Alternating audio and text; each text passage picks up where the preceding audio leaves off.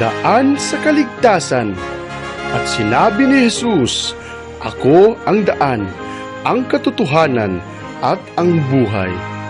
Ating pag-aralan at ating pakinggan ang mga pabalita ng ating Diyos na dakila patungkol sa ating tunay na kaligtasan.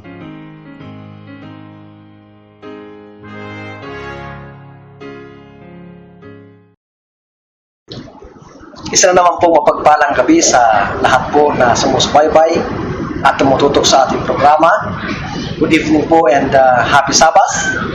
Tayo po ngayon ay nasa live broadcast ng ating programang Daan sa Kaligtasan. At sa gabi pong ito, tayo po ay muling mag-aaral naman ng mga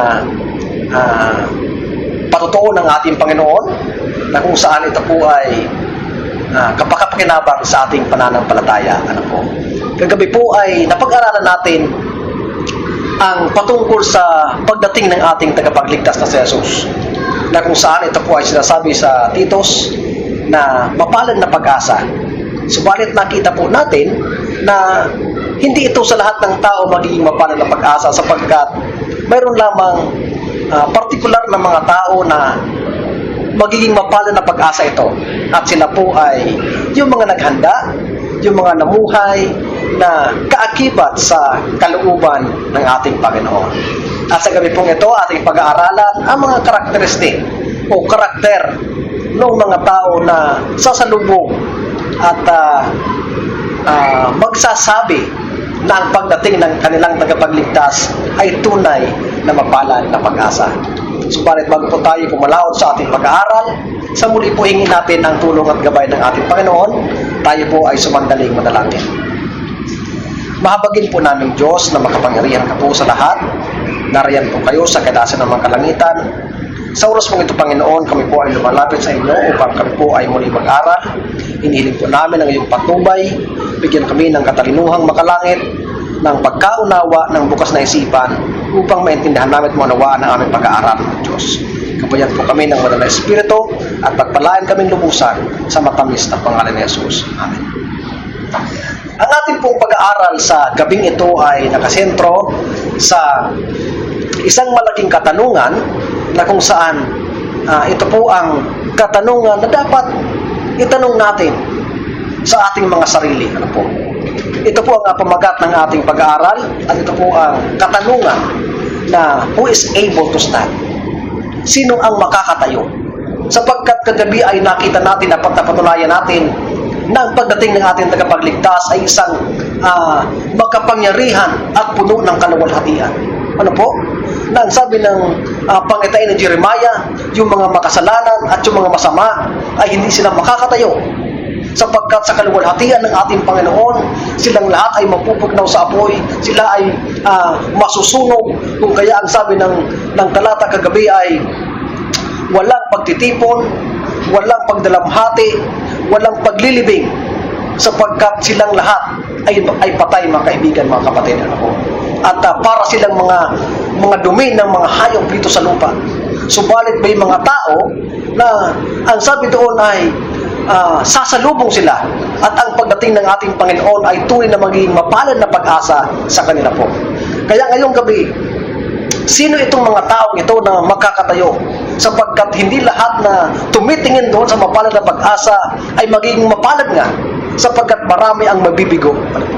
At titingnan natin ngayong gabi kung tayo ba ay karapat-dapat o magagawa ba natin, ito ba ang ating kalalagayan? Tayo ba ay isa sa tatayo doon sa harapan ngayon ng maluwalhating pagdating ng ating Panginoon na hindi tayo masusunog? Paano tatayo doon tayo sa maluwalhating pagdating na yun, sa makapangyarihang pagdating ng ating Panginoon? At ngayong gabi, mga kapatid, titingnan natin ang mga bagay na ito at i-reflect natin ang ating sarili. Tayo po ay mag-aral. Napakabuti ng ating Panginoon sapagkat ang kanyang pagliligtas ay pinakita niya sa atin sa langit at dito sa lupa. At ito ang kanyang kaparaanan na ipahayag ng Panginoon sa kanyang bayan nung sila ay kunin mismo ng kanyang makapangyarihang kamay sa pagkaalipin doon sa Ehipto. At nung nandun sila sa ilang, ay inutusan si Moses na gumawa ng isang santuaryo upang tumahan ang Panginoon sa gitna nila at ipakita niya ang kanyang pagliligtas. Kaya dito sa Hebrews, kabanatang 8, talatang 1 hanggang 5, ito ay magpapakita ng serbisyo o kapistahan na ginagawa ng mga Israelita noon sa sanctuaryo bilang reflection ng dakilang pagliligtas ng Panginoon na nagmula doon sa cross ng Kalbaryo hanggang doon sa kabanal-banalang dako sa langit mismo. Ang sabi ng talata, now this is the main point of the things we are saying. We have such a high priest who is seated at the right hand of the throne of the majesty of the heavens, a minister of the sanctuary and of the true tabernacle, which the Lord erected and the man. For every high priest is appointed to offer both gifts and sacrifices. Therefore, it is necessary that this one also have something to offer. For if he were on earth, he would not be a priest, since there are priests who offer the gift according to the law, who serves the copy in shadow of the heavenly things, as Moses was divinely instructed when he was about to make the tabernacle, for he said, see that you make all things according to the pattern shown you on the mountain. So, ipinakita kay Moses kung ano ang gagawin ng mga saserdote sa pangunguna ni Aaron doon sa tabernakulo bilang salamin ng mangyayari sa langit mismo ng pagliligtas ng Panginoon. Ang sabi dito, mga kapatid, mga kaibigan, God gave a description of the sanctuary so that His people could follow Jesus by faith and work there. So, binigyan tayo ng halimbawa dito sa lupa upang sabi, masundan natin siya ng pananampalataya doon sa kabanal-banalang dako. Bakit po? Sapagkat ang sabi dito, the people could see with their physical eyes what happened in the camp and the outer court. Ang tabernakulo, mga kaibigan, ay may tatlong bahagi. Yung sinasabi nating outer court, holy place, and most holy place. Ito, mga kapatid, ay kumakatawan sa pagliligtas ng Panginoon. Subalit, itong outer court ay dito ito sa lupa. Sa pagliligtas ng Panginoon, in a symbolic manner, ang outer court ay kumakatawan ng lupa. And the holy place and the most holy place, ito po ay nandun sa langit. Alam niyo po, sabi dito, even the Israelites, they could behold what is happening in the outer court. Doon po yung pag-aalin ng tupa na sinusunog ng pari at naghugas sila ng kamay. Ito ay kumakatawan sa sakripisyo ng Panginoon at kanyang pagbibinyag. Subalit pag pumasok na ang pari doon sa banal na dako at kabanal-banalang dako, hindi na ito nakikita ng mga tao. Kung kaya sinusundan nila ang trabaho, ang gawain ng pari sa pamamagitan ng kanilang pananampalataya. Ano po? So ang sabi dito, but not in the holy and most holy. God gave a description of the sanctuary so that the people could follow the priest by faith at his work in the holy and most holy place. Today, we are going to focus on the work of Jesus in the most holy place. The high priest had bells so that they could follow his movement. So ang sabi po, itong mga pari nagmiministeryo, may nakakabit silang maliit na kampana sa kanilang mga paa para marinig ng mga tao ang kanyang movement doon sa holy place and most holy place upang masundan ng kanilang pananampalataya. Ang sabi mga kapatid, itong bell, if the high priest is finished with his work, pag kumalimbang na ito, alam nila na tapos na ang ministeryo, ang pare ay palabas na. The same time mga kapatid, itong bell na ito mga kaibigan ay simbolo ng kalalagayan doon sa langit at mga nangyayari dito sa lupa. Ito ay kumakatawan ng pagkalimbang ng kampana ng Panginoon ay yung mga pangyayari dito sa lupa na nagsasabi na ang saserdote natin ay malapit nang matapos ang kanyang pagmiministeryo at malapit ay sa magpakita dito sa lupa.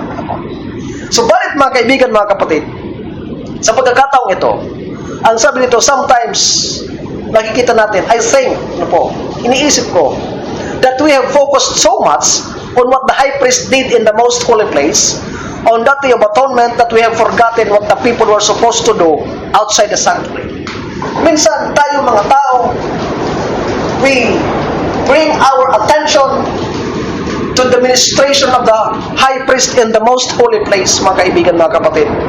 And always thinking of the privileges and the blessings of His work there for us. Na iniisip lagi natin, let's be thankful that Jesus Christ is ministering upon the most holy place to forgive us and to cleanse us from all our unrighteousness. Ano po? Yun lagi ang isip natin, pinapasalamatan natin yun. But the thing is, we oftentimes forgets that while the high priest is administering or ministering in the most holy place, the people outside has to do something in accordance to the action of the high priest. So ito, mga kapatid, ang pag-aaralan natin ngayon, mga kaibigan, mga kapatid. Kung ano yung ginagawa, ano yung dapat gawin po. Yung congregation sa labas, they have the role to play during the Day of Atonement. At alam natin na in spiritual sense, 1844 nagsimula ang Panginoon ng Day of Atonement. And ito po ay noong panahon ng Israelitas, ito ay nangyayari ng 10th day of the 7th month for the whole day. At mayroong part ang congregation dito. Ano yung part na yun, mga kaibigan, mga kapatid? Ang sabi po dito, the congregation had a role to play on the Day of Atonement while the high priest was cleansing the sanctuary. Unang-una, announced by the sound of the trumpets. So before the 10th day, the priest blow their trumpet to announce the Day of Atonement. Ano? At itong blowing of trumpet, mga kaibigan, mga kapatid, ay nangyari sa panahon ng 1833 to 1844. Ano? Ito ang pag-evangelize nitong tinatawag na Great Advent Movement tungkol sa second coming, although mali yung kanilang focus, but the timing is correct. Ano? Yun ang blowing of the trumpet para i-announce na ang Day of Atonement ay malapit na. Ano? Malapit na. Ang sabi dito, it requires to assemble at the sanctuary to follow the work of the high priest, a holy convocation. Ang sabi ng Leviticus 23, 21, 24, 26, 27, and you shall proclaim on that same day that it is a holy convocation to you. You shall do no customary work on it. It shall be a statute forever in all your dwellings throughout your generation. Speak to the children of Israel, saying, in the 7th month of the first day of the month, and you shall have a Sabbath rest, a memorial of blowing of trumpet, a holy convocation. You shall do no customary work on it, and you shall offer an offering made by fire. And the Lord spake to Moses, saying, also the 10th day of the 7th month shall be the Day of Atonement. It shall be a holy convocation for you, and you shall afflict your souls, and offer an offering made by fire to the Lord. So, on the first day, blowing of trumpet. On the 10th day is a Day of Atonement. Kung titingnan natin, mga kapatid, ang year-day principle ng Ezekiel, saktong-sakto. Bakit po? 1833, nagsimula ang Great Advent Movement ng kanilang blowing of trumpet. 1833, 1834. 1843 and 1844. Specifically, October 22, 1844, nangyari ang Day of Atonement. 10 days for 10 years. Napakasakto, mga kaibigan, mga kapatid, hindi po ba? It is a wonderful truth na ibinigay sa atin ng ating Panginoon. But, meron tayong papel na dapat gampanan. Ang sabi nito, while the high priest was purifying the sanctuary, the people were gathered outside afflicting their souls. So, habang yung sacerdote doon ay inaato niya ang bayan ng Diyos, itong mga bayan ng Diyos, itong tao sa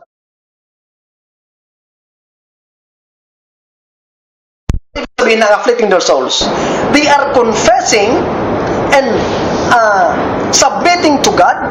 Iniiwanan nila ang kanilang kasalanan at humihinga sila ng tawad. Yun ang ginagawa nila. At the same time, ang sabi dito, the congregation fasted. Nag-fasting sila. Ang sabi sa talata, they do no customary work. They made an offering made by fire. Yun ang ginagawa nila. They gather for a holy convocation. No? Ito po ang action nila. Ito ang ginagawa nila. During the Day of Atonement, the cleansing is announced through the blowing of trumpet. Do no customary work, ibig sabihin, common work, as people dito sa lupa, ang ating laging gawain ay magtrabaho para sa ating kapakanan. Pag sinabing do no customary work, ibahin natin ang ating ginagawa na ngayon. Ibig sabihin, supposedly from 1844, ang ating focus ng ating sarili ay gumawa tayo para sa kaluluwalhati ng ating Panginoon. Sabi dito, holy convocation, afflicting soul, offer burnt offering and fasting. Ngayon mga kaibigan, habang inaaton ng high priest ang bayan ng Diyos, sila ay nagfa-fast ng buong isang araw. Siyempre tayo, dahil hindi naman tayo pwedeng mag-fast at hindi kumain mula 1844. But we are admonished to avoid certain foods, mga kaibigan, para ipakita ang pagpa-fasting. Kaya ang sabi mga kaibigan ng inspiration, the true fasting, which should be recommended to all, is abstinence from every stimulating kind of food and the proper use of wholesome, simple food which God has provided in abundance. So ngayon mga kaibigan, bilang bayan ng Diyos, ang ating ginagawa bilang pagpapasting ay hindi naman talaga yung hindi tayo kumakain, kundi ang sabi dito, avoiding stimulating kind of food. Ano yung mga stimulating kind of food? Yung mga nakakatakam. Ano po? Yung mga pleasing to the eyes. Especially itong mga pagkain sa mga fast food.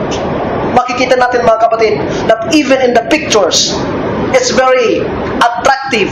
Ano po? Yan ang stimulating food na dapat iwasan natin sa panahon ito.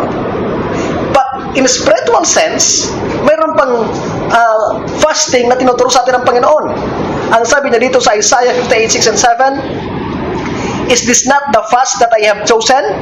To loose the bands of wickedness, to undo the heavy burdens, to let the oppressed go free, and that you break every yoke? It is not to share your bread with the hungry, and that you bring to your house the poor who are cast out.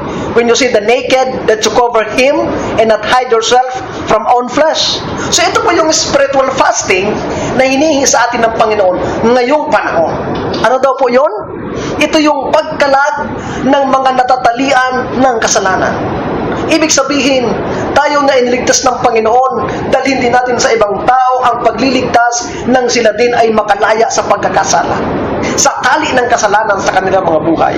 Ang sabi dito, na ibahagi ang ating mga tinapay. Ibig sabihin, ibahagi ang mga bagay na mayroon tayo sa mga nangangailangan. Opo? Yun ang pagiging unselfish. Opo? Sabi dito, and that bring to the house the poor. When you see the naked, that you cover him. Ibig sabihin, yung mga nakikita natin nangangailangan, paglingkuran natin. Yun ang totoong fasting. At huwag nating itago daw ang sarili natin sa ating mga sariling laman. Ano ibig sabihin nito? Especially to our relatives and family. At ang sabi mga kapatid, the congregation was to abstain from work because their minds needed to be focused on the work of Christ. Ibig sabihin mga kapatid, sa panahon ito, ang ating panahon ay ginugugol natin hindi sa pagpapayaman, sa pagsisikap na tayo magkaroon pa ng mga karangyaan sa buhay, makapagpatayo pa tayo ng malaking mga bahay, magkaroon tayo ng mga maraming lupa. Hindi. Kung ang sabi dito, abstain from work. Yung mga laborious na ma-occupy lahat ang ating panahon sapagkat ang ating isipan dapat nakatuon sa ginagawa ng ating high priest.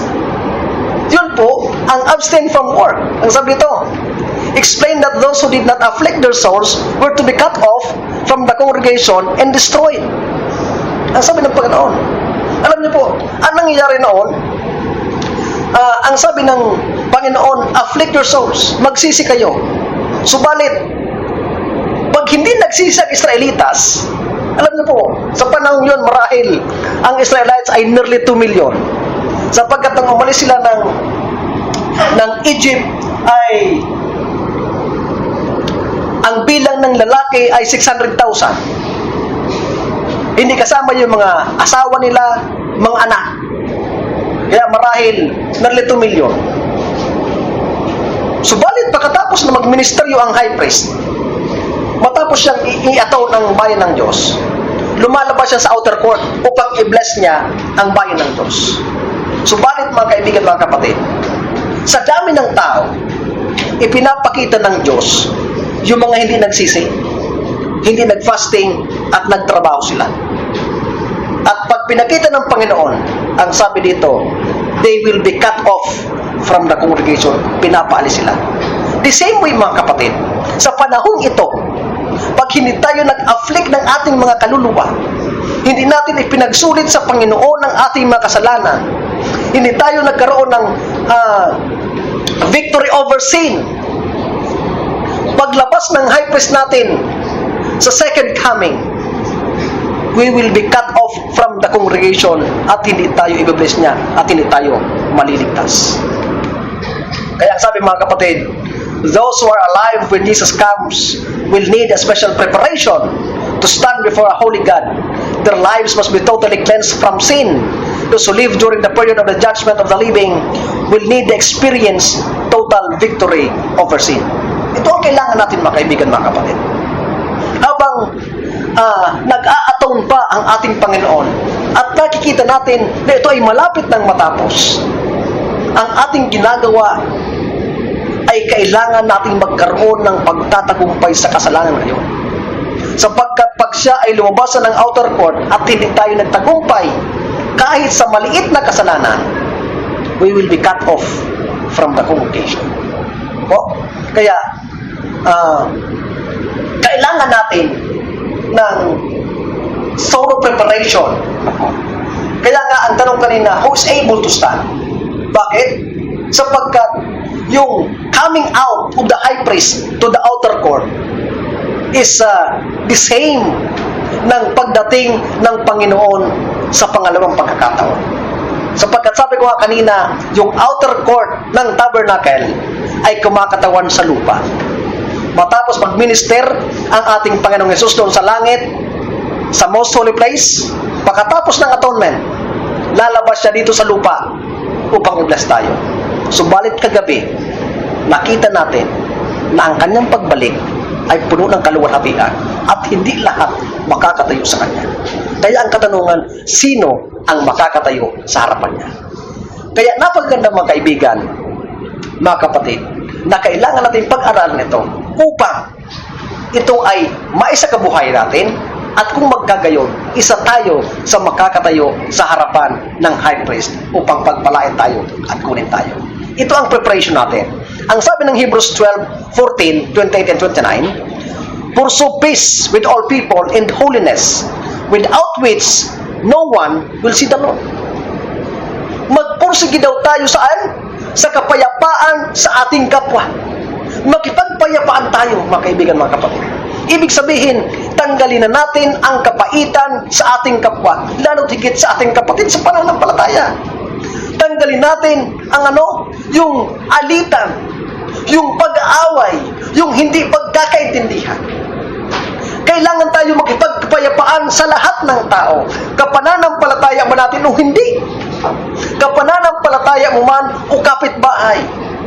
Sapagkat marami sa atin mga Adventista, mabait sa simbahan, pero masungit sa kapitbahay.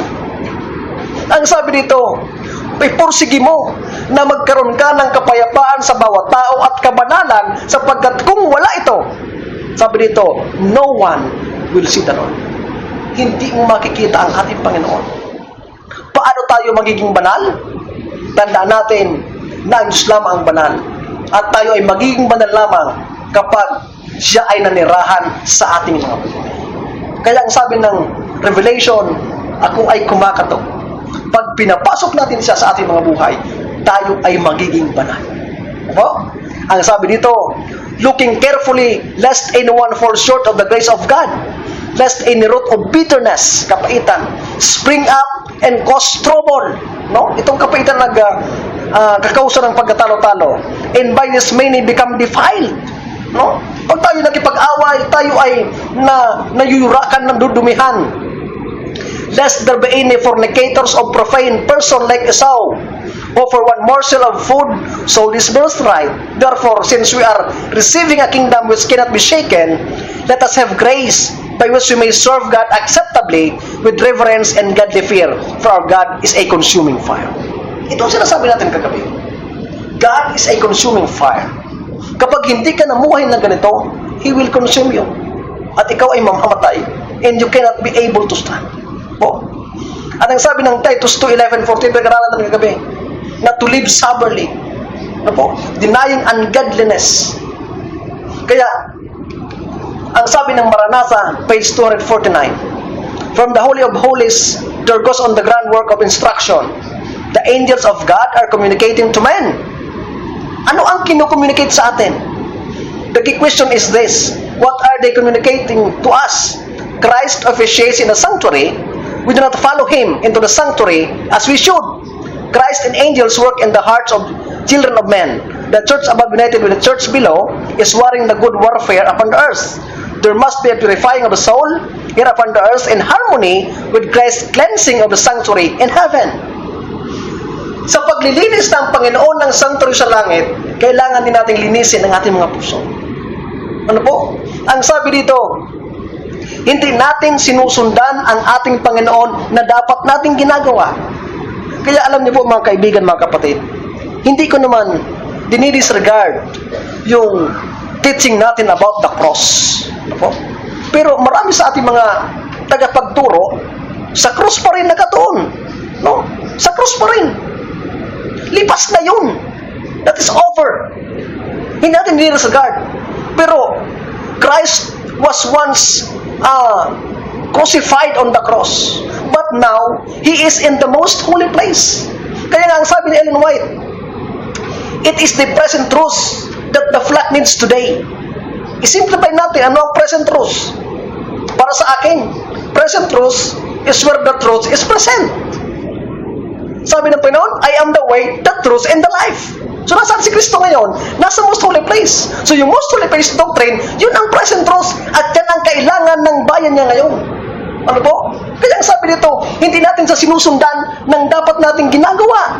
Because He is in the most holy place, atoning us, pero tayo, iba ang ating ginagawa. Marami sa atin, doon pa rin sa krus, nakatuon. Doon pa rin ang katuruan. Dapat nating itaas yung krus. No. Over na yung ganong bagay. Alam na natin yun. Pero ngayon, ang dapat natin pagtuunan, yung ginagawa ng Panginoon sa most holy place at yung role na dapat nating gampanan ngayon bilang bayan niya. Ano po? Sabi dito, sabi ng manuscript release 15, 1886, page 2 and 3, godliness, sobriety, and consistency will characterize the life and example of every true Christian.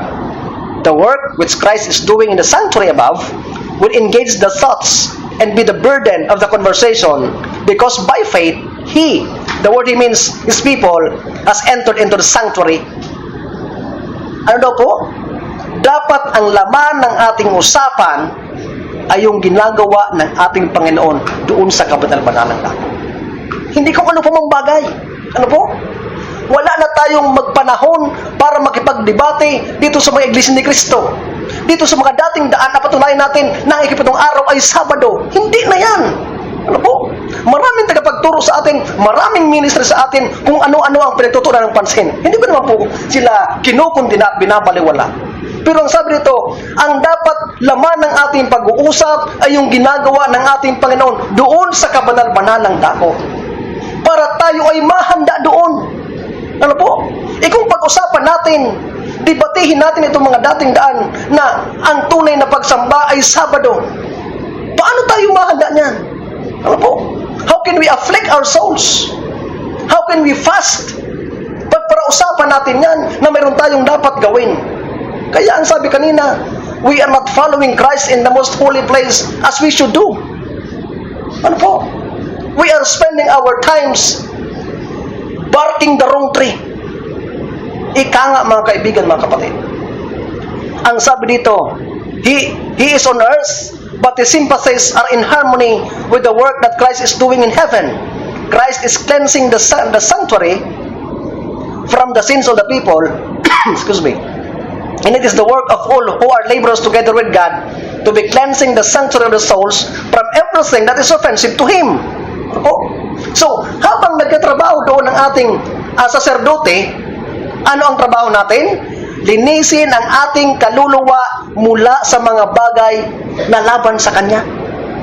Kung pag-usapan natin yung ano ba ang turo ng Panginoon dito sa Sabat? Ano ba ang turo ng Panginoon sa tunay na daan? Ano bang, do you think it will convict us from our sins or things that we do that is offensive to God? I don't think so, beloved. Ano po? Kaya dito tayo dapat magtuon. Because the high priest is about to come out from the most holy place, pero tayo, hindi pa tayo handa. Sa tingin natin, dahil nakalista tayo sa talaan ng iglesia, we can be able to stand before Him? I don't think so. I don't think so. Hindi ko masabi, mga kaibigan, mga kapatid. We have a great role to play in these last hours before the close of probation, beloved. Ako. So, sino ang makakatayo? Sino ang makakatayo? Yun bang nakikipagdebate na tama tayo at tayo natutuwa? No, talo yung dating daan, talo yung Iglesia ni Cristo, talo yung ganito. Yun ba ang tatayo? Tingnan natin, mga kaibigan at mga kapatid, sapagkat ito ang katanungan ni Juan. Sino ang makakatayo? Ang sabi ng Revelation 6:14 and 17, in the kings of the earth, the great men, the rich men, the commanders, the mighty men, every slave, every free man, hid themselves in the caves and in the rocks of the mountains. And he said to the mountains and rocks, fall on us and hide us from the face of Him who sits on the throne and from the wrath of the Lamb. For the great day of His wrath has come, and who is able to stand? Nakita niyo po, dakilang tao, mga may pangalan, malaya, alipin, lahat sila gustong tawagin yung mga kabundukan, yung mga yungib, para sila ay takpan, sapagkat hindi nila kayang tumayo sa harapan niya. Kaya sabi ni Juan, sino pala ang makakatayo? Subalit napakabuti ng Panginoon, sapagkat binigyan tayo ng kasagutan. Dahil may nakatayo. Sa patuloy na talata, ang sagot doon, ang sabi ng Kabanatang 7, the answer to this question is given, the 144,000 will be able to stand. Subalit, mga kaibigan, may characteristics sila. Ang sabi dito, after these things I saw four angels standing at the four corners of the earth, holding the four winds, that the wind should not blow on earth, on the sea, or on any tree. Then I saw another angel ascending from the east, having the seal of the living God, and he cried with a loud voice to the four angels to whom it was granted to harm the earth and the sea, saying, do not harm the earth, the sea, or the trees, till we seal the servants of our God on their foreheads. And I heard the number of those who were sealed, 144,000 of all the tribes of the children of Israel were sealed. Subalit, mga kaibigan, gusto ko pong sabihin sa inyo that this 144,000 is not just an ordinary group, because they came from the strict preparation of their lives. They have developed a character. That's why they were able to stand before God. Tingnan natin, mga kaibigan, ang kanilang characteristic. Dito sa Kabanatang 14 ng Revelation, ang talata ay 1 hanggang 5. Ang sabi dito, then I looked and behold, a lamb standing on the Mount Zion, and with him 144,000, having his father's name written on their foreheads. And I heard a voice from heaven, like the voice of many waters, and like the voice of loud thunder. And I heard the sound of harpists playing their harps. They sang it to a new song. Before the throne, before the four living creatures, and the elders, and no one could learn the song except the 144,000. These are the ones who were not defiled with women, for they are virgins. They are ones who follow the Lamb wherever He goes. These were redeemed from among men, being first fruit to God and to the Lamb, and in the mouth was found no deceit, for they are without fault before the throne of God. So, dito, mga kaibigan, mga kapatid, ay in-enumerate ni Juan ang karakteristik ang karakter na nabuo nitong 144,000 kung kaya sila nakatayo sa harapan ng Panginoon. Ang una, ang sabi, they follow the Lamb wherever He goes. Isa sa karakteristik nila ay sinundan nila ang kordero saan man siya pumunta. Anong ibig sabihin? Ang kordero ay kumakatawan kay Kristo mismo, mga kaibigan, mga kapatid. At sinundan ito ng 144,000 saan man siya pumunta. Anong ibig sabihin?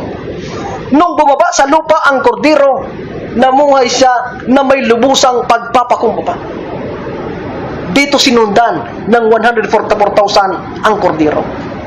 Ang sabi nga ng mga tao noon, gusto naming sumunod sa iyo, Panginoon. Ang sabi niya, fox have holes, but the Son of Man, no place to lay His head. Ano po? Yun ang lubusang pagpapakumbaba ng ating Panginoon. His meekness. Ano ang ginawa niya? Ang trabaho niya ay yung tinatawag na medical missionary work. Nagpapagaling, nagmiministeryo, nag-iibanghilyo, nagtuturo ng mga tao. Ito ang pinuntahan nitong kordero at sinundan ng 144,000. Nagsakripisyo ng kanyang buhay sa pagpasan ng kanyang krus. Itong 144,000, nagpasan din ng kanyang krus. Ipinako sa krus ang kordero. Itong 144,000, sumama dito sa kordero upang ipako ang kanilang sarili. At nang mabuhay ang kordero, sila ay namuhay ng bagong pamumuhay. Pangalawa, they have the Father's name in their forehead. Ano ang ibig sabihin? The character of God was seen in their lifestyle. Nasa kanila ang karakter ng ating Panginoon. Pangatlo, they sing a new song. The song of Moses. Bakit? Bakit sabi dito, walang sino man ang magkakaawit noon? Sapagkat ang kanilang awit ay awit ng pagtatagumpay sa kanilang karanasan.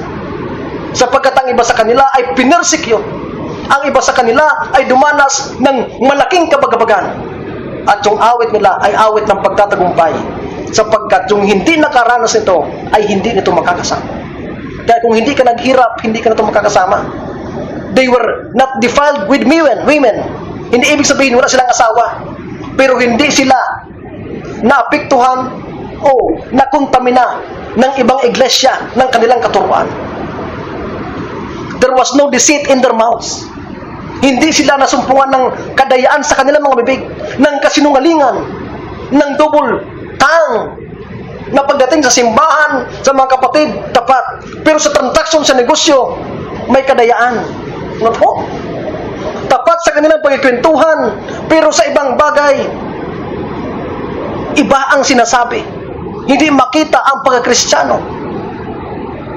Itong 144,000, walang nasumpungang kadayaan sa kanilang mga bibig. And they were without fault before the throne of God. Ito ang karakter nila. The same question was asked in Joel. Ang sabi dito, sa Joel 2:11, the Lord gives voice before His army, for His camp is very great. For strong is the one who executes His word. For the day of the Lord is great and very terrible. Who can endure it? Sabi ni Joel. Very terrible. Kasi sabi kanina ni John, it is like a consuming fire. Dito kay Joel, sabi niya, very terrible. It's a great day. Who can endure? Ang sagot, mga kaibigan, ay nasa patuloy. Ang sabi dito, now therefore, says the Lord, turn to me with all your hearts, with fasting and weeping, and with mourning. So rend your heart. Yung rending your heart, mga kaibigan, is equivalent to afflicting your soul. Ano po? And not your garments. Punitin nyo ang inyong puso, hindi ang inyong mga damit. Ibig sabihin, pagsisihan mo ang iyong kasalanan at alisin mo sa iyong sarili ang kasalanan. Lumapit ka sa akin ng may pag-aayuno, pagdadalamhati, pagluluksa sa iyong kasalanan. Sabi dito, for He is gracious and merciful, slow to anger and of great kindness, and He relents from doing harm. Who knows if He will turn and relent and leave a blessing behind Him, a grain offering and drink offering for the Lord your God. Blow the trumpet in Zion, consecrate a fast, Call a sacred assembly, gather the people and sanctify the congregation, assemble the elders, gather the children and nursing babies. Let the bridegroom go out from the chamber, and the bride from her dressing room. Let the priest who minister to the Lord weep between. Kung titingnan natin mga kapatid, the same characteristic ng sinabi ng Panginoon kay Moses during the Day of Atonement. Ano ang dito? Returning to God, rending heart, blowing the trumpet to Zion. Yung blowing the trumpet mga kapatid, it is also means warning. Ibig sabihin, dapat nagbababala ka din sa bayan ng Diyos. Ang Zion ay bundok ng Diyos, bayan niya. Kaya ang sabi nga ng inspiration, if you will hold your peace in this time, God will not recognize you as His shepherd. Ano po? Marami sa atin ngayon mga kaibigan, doon sa previous study natin, even ministers, they preach smooth things. Therefore, kung dito titingnan, they don't belong here. Because they are not blowing their trumpet in Zion. Call an assembly and fast. Ano po? Holy convocation. Every Sabbath. Ano po? At pag-aayuno. Sanctify the assembly. The minister should weep between the porch and the altar. Yan ang kasagutan. Ibig sabihin, it demonstrates a holy lifestyle. Opo?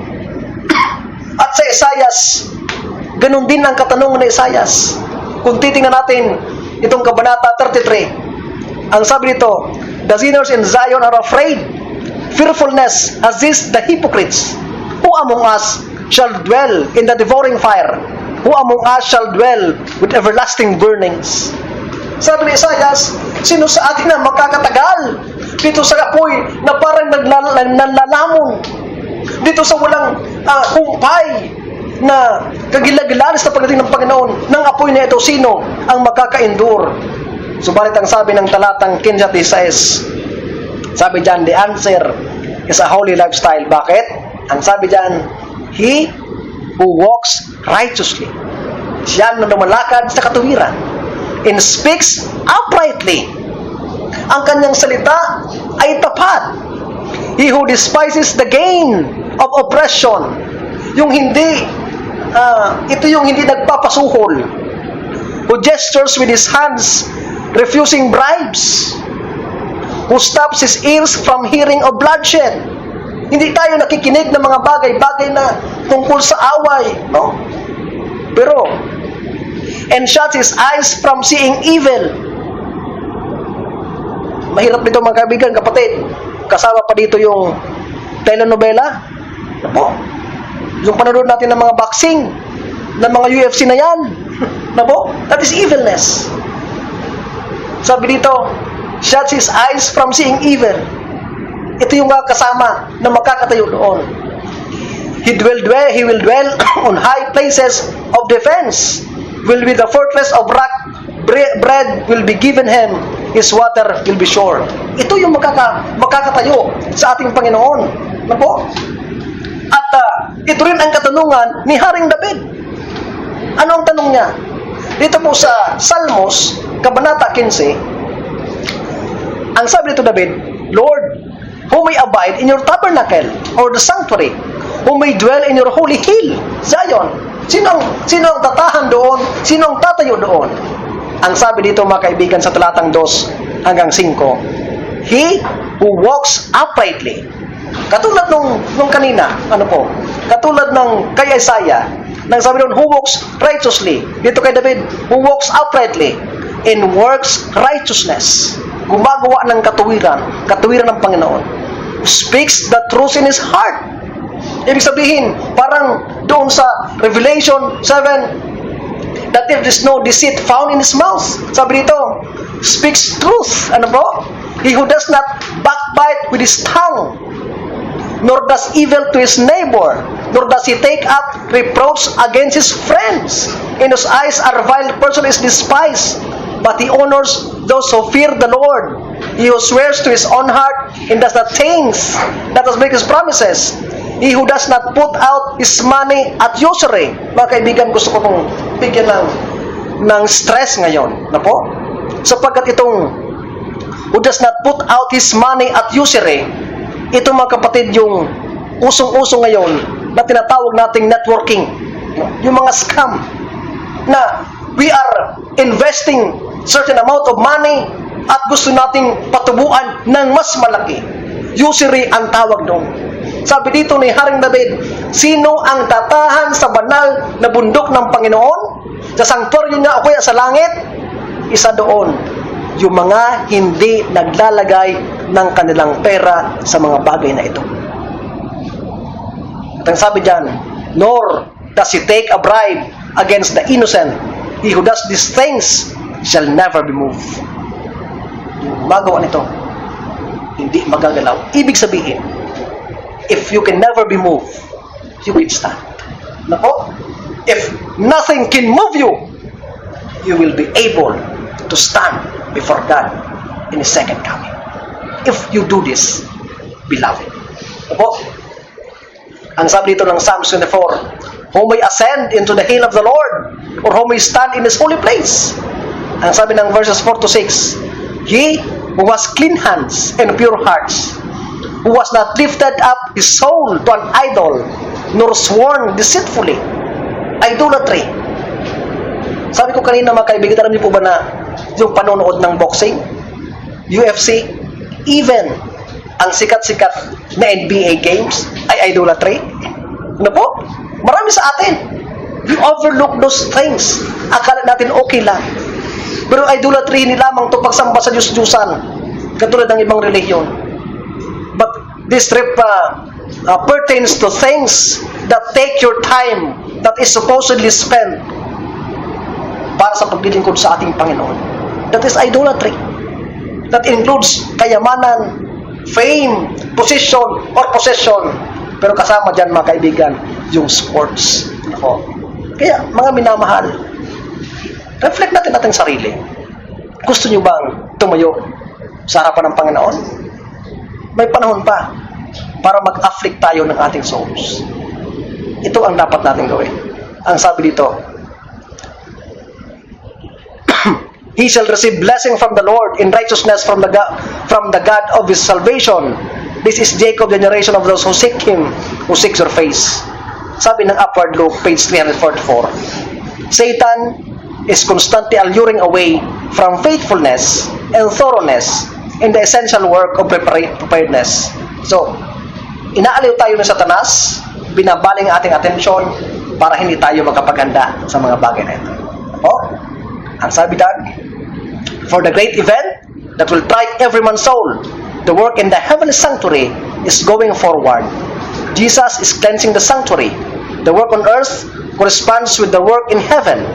The heavenly angels are at work constantly to draw man, the living agent, to look to Jesus, to contemplate and meditate upon Jesus, that he may, in viewing the perfection of Christ, be impressed with the imperfection of his own character. This is the burden of the message for this time. Pinapatingin tayo kay Jesus sapagkat pag nakita natin ang kanyang kaluwalhatian, makikita natin ang ating pagkamiserable. At pag nakita natin ang ating pagkamiserable, tayo ay lalapit sa Kanya upang humingi ng tawad at hingiin ang Kanyang katuwiran. Ang mahirap mga kaibigan, mga kapatid, natutuwa na tayo sa kondisyon ng pagiging Laodicea. Ano yung pagiging Laodicea?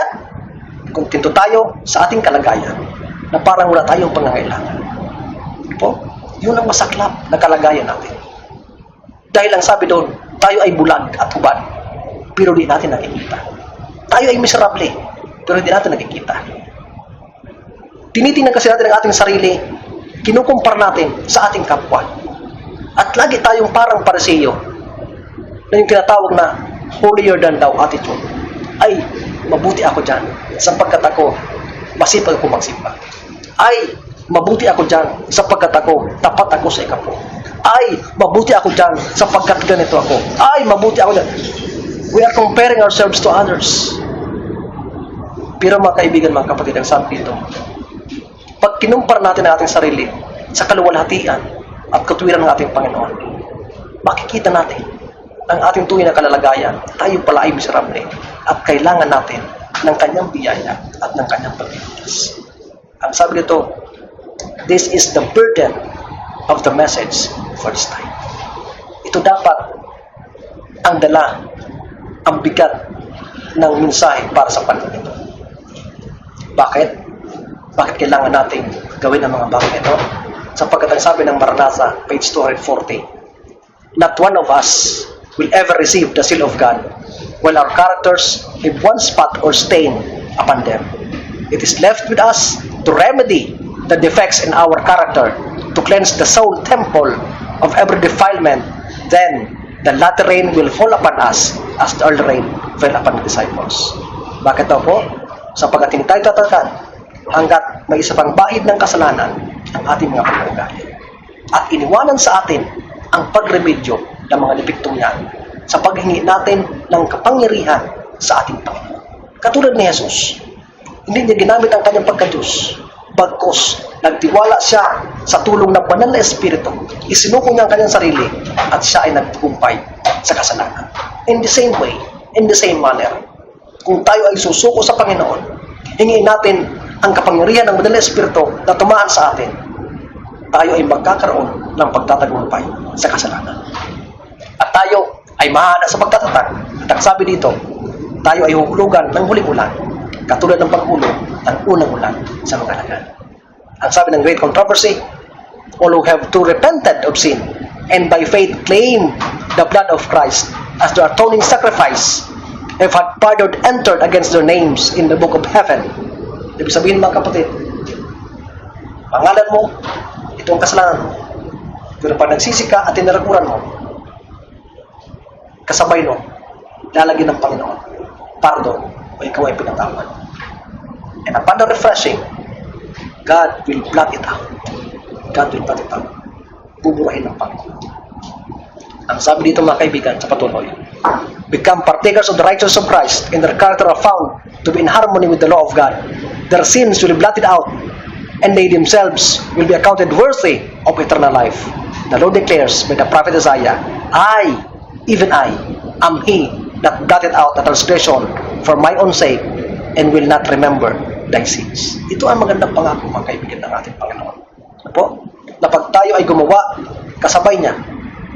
Ang sabi dito, our characters are found in the harmony with the law of God. Bakit? Alam niyo po ba na ang sabi ng inspiration, Jesus Christ is the perfect embodiment of the law. Ang buhay ni Kristo ang ating dapat sukatan. Ibig sabihin itong our character is in harmony with the law, our character is in harmony with the character of Christ. At kung magkagayon sabi ito, God will blot out our sins and we will be worthy of eternal life. Yan sabi ito mga kapatid, therefore, we also since are surrounded by so great a cloud of witnesses, let us lay aside every weight and the sin which so easily ensnare us, and let us run with endurance the race that is set before us, looking unto Jesus, the author and finisher of our faith. Ang sabi mga kapatid ng ating huling phrase from the Great Controversy, page 623. Now, while our great high priest is making the atonement for us, we should seek to become perfect in Christ, not even by a thought could our Savior be brought to yield to the power of temptation. Satan finds in human heart some point where he can gain a foothold. Some sinful desire is cherished. Yung tinatawag mga kapatid na darling sin, dapat natin ibagsin. By means of which his temptation assert their power, but Christ declared of himself, the prince of this world cometh and hath nothing in me. Ang sabi ng John 14:10. Sana mga kaibigan, mga kapatid, ito din ang ikataga natin sa oras o sa panahon. Ang kaaway ay nasa line of temptation. Sabi natin, the prince of this world cometh, but he had nothing in me. Ang sabi dyan, Satan could find nothing in the Son of God that would enable him to gain the victory. Yet kept his Father's commandment, and there was no sin in him that Satan could use to his advantage. And this is the condition in which those must be found who shall stand in a time of trouble. Who is able to stand? Those perfectly reflect the character of Christ. Ito inyong dalangin, mga kaibigan, mga kapatid. Sikapin natin. Nasa tulong natin, Panginoon, tayo ay makadevelop ng kanyang karakter as soon as possible upang sa paglabas ng ating high priest sa altar call upang pagpalain tayo. Hindi tayo magkakapilang kung sila nagsisi that they will be cut off from the congregation, but instead, you will be among those who will stand before Christ, and His coming will be indeed big blessing. Ako namin pala. Maraming salamat po na minsan pang pinatunayan niyo sa amin ang pagliligtas upang ipakita sa amin ang mga bagay na dapat namin gawin sa panahon ito habang nariyan pa po ang inyong anak sa kabanal-banalang dako upang nililinis ang santuaryo. Tulungan kami na linisin din ang aming mga kaluluwa upang sa kanyang paglabas, isa kami sa makakatayo at sasalubong sa kanya na may tuwa at may galak sapagkat kami ay karapat-dapat na sumulubong sa kanya, karapat-dapat na makasama nyo, karapat-dapat na magmana ng buhay ng langga. Maraming salamat po at pagpalain ko ng lubusan sa matamis na pangalan ni Jesus. So minsan po natin pasalamatan ang ating Panginoon sa kanyang panahon na ibinigay sa atin upang tayo po ay nakapag-aral naman ng mga bagay na magdadala sa atin ng tunay na pagliligtas upang tayo patuloy na lumakad sa tunay na daan ng kaligtasan. Pasalamatan din po natin ang ating kasama sa technical side, si Brother Jared, na palagi natin kasama upang patuloy tayo mga paglingkod sa inyo, mga kapatid, mga kaibigan. Maraming salamat po. Ang pagpapala nawa ng Diyos ang sumaatin. Magandang gabi po at maligayang araw ng Sabado sa ating lahat.